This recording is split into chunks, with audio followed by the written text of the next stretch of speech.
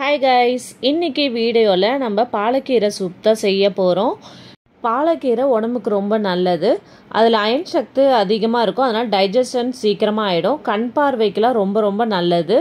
உடம்பு எடை குறைக்கிறவங்களுக்குலாம் ரொம்ப யூஸ்ஃபுல்லாக இருக்கும். நம்ம உணவில் சேர்க்கறதால கெட்ட கொலஸ்ட்ரால்லாம் போயிடும். டயட்டில் இருக்கிறவங்களுக்குலாம் இந்த கீரை நல்லா யூஸ் ஆகும். பாலக்கீரை சூப் எப்படி செய்யணும்னு வீடியோவில் சொல்கிறேன். வாங்க வீடியோக்குள்ளே போகலாம். நாங்கள் ஒரு கட்டை பாலக்கீரை எடுத்திருக்கோம்.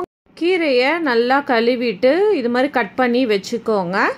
இதை குக்கரில் போட்டுட்டு ஒரு சின்ன தக்காளி, ஒரு பாதி தக்காளி அளவுக்கு போட்டு தண்ணி தேவையான அளவுக்கு ஊற்றி அது கூட உப்பு போட்டு நல்லா கிளறி விட்டுக்கோங்க. கிளறி விட்டுட்டு நம்ம இப்போ விசில் விட போகிறோம். ஒரு 2 விசில் போட்டு வச்சுக்கோங்க.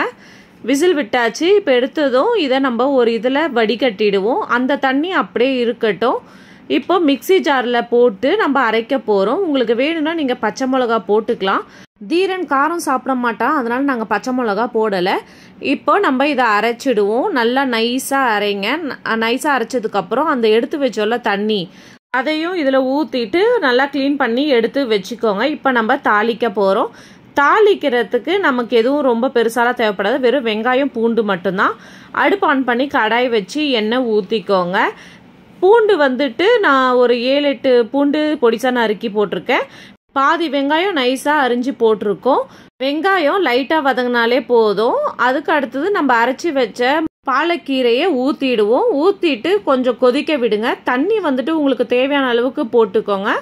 அது கூடவே உப்பு, ஒரு 1/2 ஸ்பூன் அளவுக்கு சீரகத்தூள், 1 ஸ்பூன் அளவுக்கு மிளகுத்தூள் போட்டு நல்லா கொதிக்க விடுங்க.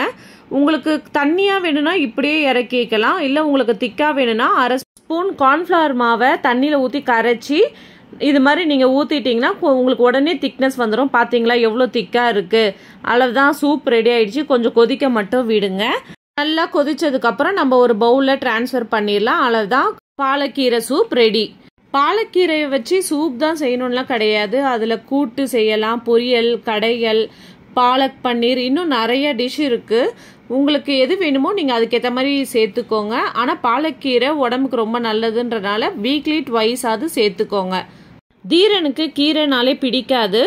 ஆனால் இன்னைக்கு பார்த்தீங்கன்னா டிஃப்ரெண்ட்டாக இருந்தது. அவனுக்கு கொடுக்கவும் அவன் ரொம்ப ருசிச்சு சாப்பிட்டான். பசங்களுக்கெல்லாம் கீரையே சாப்பிட மாட்டாங்க, நம்ம ஃபீல் பண்ணுவோம். ஆனால் இது மாதிரி டிஃப்ரெண்ட்டாக நம்ம செஞ்சு கொடுக்கும்போது அவங்க விரும்பி சாப்பிடும் போது நமக்கு அதில் ஒரு சந்தோஷம் கிடைக்கும். இன்றைக்கி நான் ரொம்ப ஹாப்பியாக இருந்தேன் தீரன் சாப்பிட்டதுக்கு. நீங்களும் உங்கள் வீட்டில் செஞ்சு பார்த்துட்டு எப்படி இருந்தது கமெண்ட்டில் சொல்லுங்கள். தேங்க்ஸ் ஃபார் வாட்சிங்.